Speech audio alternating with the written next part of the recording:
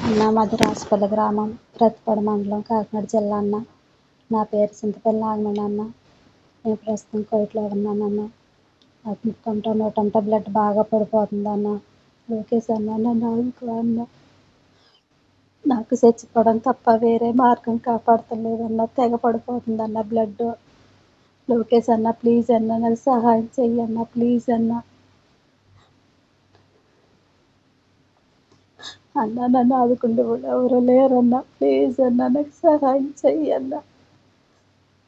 Please Lokesh అన్న నన్ను ఆదుకో అన్న. అన్న మాది రాసిపల్లి గ్రామం, ప్రతిపాడు మండలం, కాకినాడ జిల్లా అన్న. నా పేరు చింతపల్లి నాగమణి అన్న.